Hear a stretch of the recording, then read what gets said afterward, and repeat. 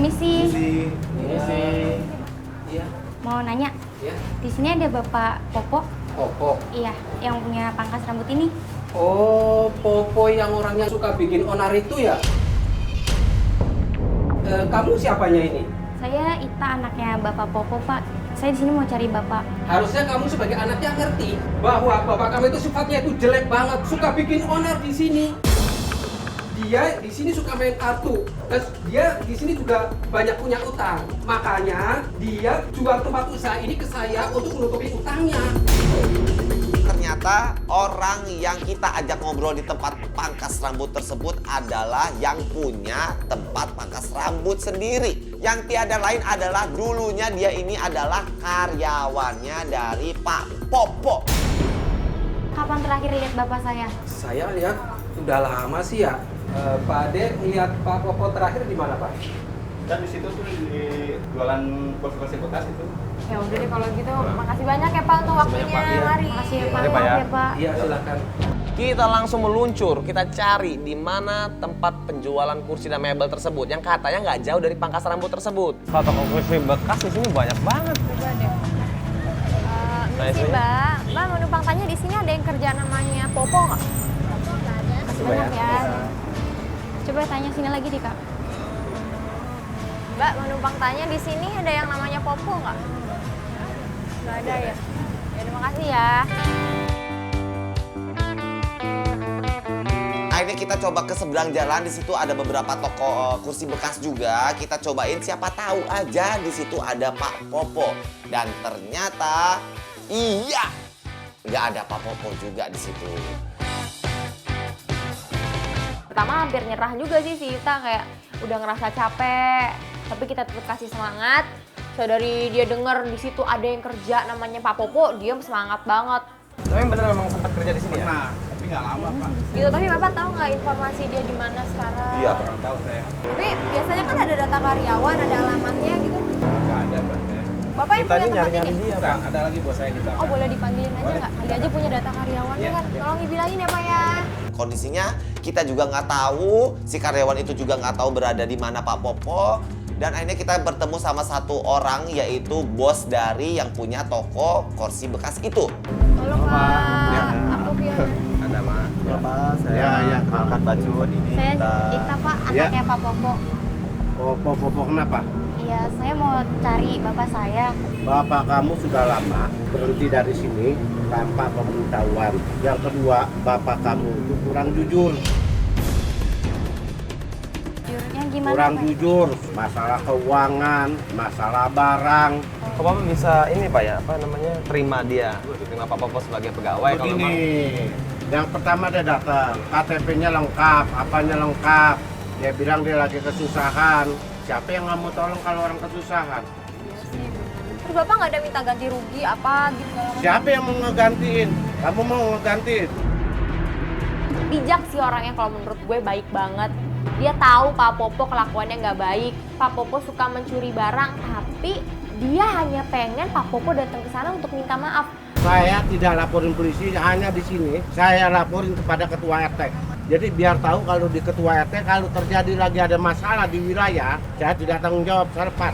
Dia laporin ke Pak RT dengan maksud biar nggak ada korban-korban yang lainnya di area situ. Kita pamit, kita pergi, kita nanya di mana rumah Pak RT.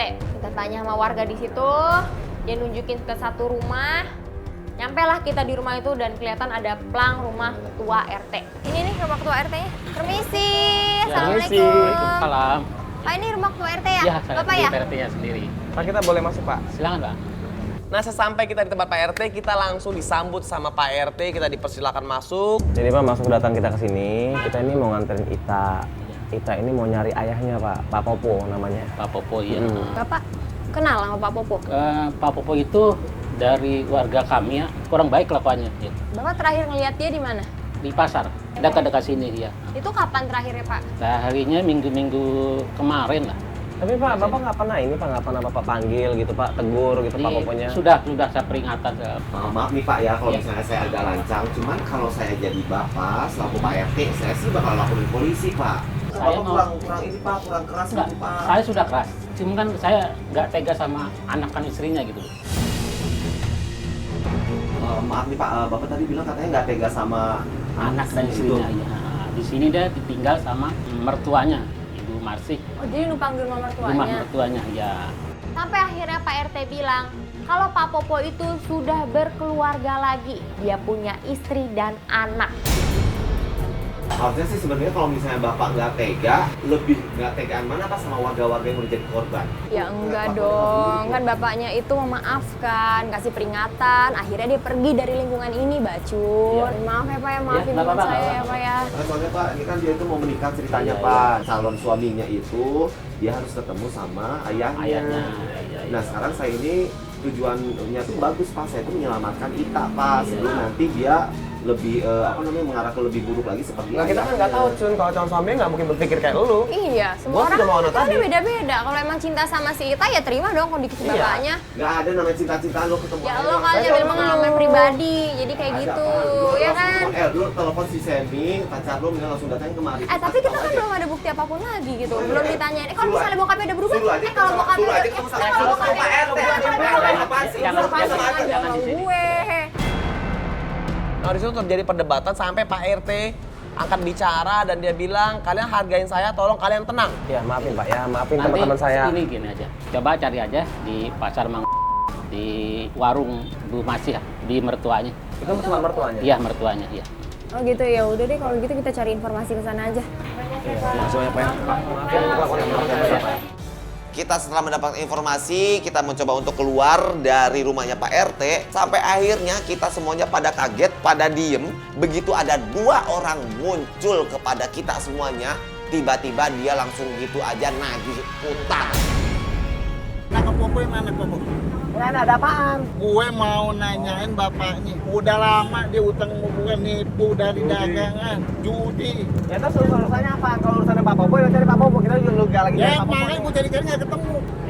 Ada anaknya. Gue dari tukang kursi lu. Nah sekarang gini nggak ada sangkut pautnya sama anaknya deh. Lu cari Pak Popo deh sana. Nggak bisa deh. Gue minta sekarang, gue minta tuh kalung dicopot deh.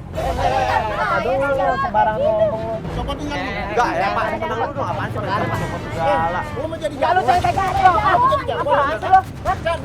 Gak ada nih orang, jangan kayak gitu, jangan main kasar, Pak. Jangan main kasar.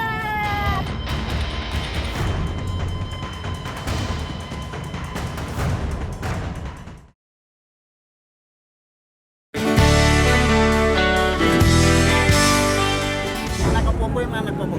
Nah, ada apaan? Gue mau nanyain bapaknya. Udah lama dia utang hubungan nipu dari dagangan, judi. Ya terus urusannya apa? Kalau urusannya Pak Popo, ya cari Pak Popo. Kita juga nggak lagi cari Ya Pak Popo. makanya gue cari-cari nggak ketemu. Ada anaknya. Gue dari tukang kursi lu. Nah sekarang gini nggak ada sangkut pautnya sama anaknya deh. Lu cari Pak Popo deh sana. Nggak bisa deh. Gue minta sekarang, gue minta tuh kalung dicopot deh. Aduh, sembarang ngomong. Copot tinggal. Enggak ya Pak, tenang lu dong. Apaan sih sekarang Pak Popo segala. Lu mau jadi jago. Lu jadi jago. Lu jadi jago. Gak ada nih orang, jangan kayak gitu, jangan main kasar, Pak. Jangan main kasar. Ini sih bahaya banget gitu. Apa sih yang terjadi sama si Pak Popo ini sampai kayaknya dia ini nggak disukain sama semua orang. Sampai akhirnya ada 2 preman ini datang tiba-tiba gitu aja malah nagih sama si Ita yang nggak tahu apa-apa gitu kan. Mendingan sekarang kita pergi aja dari sini, Bapak pergi. Apa? Bukan perempuan dong. Saya dong, Pak. Berdua lagi. Apa? Bebek bisa nggak?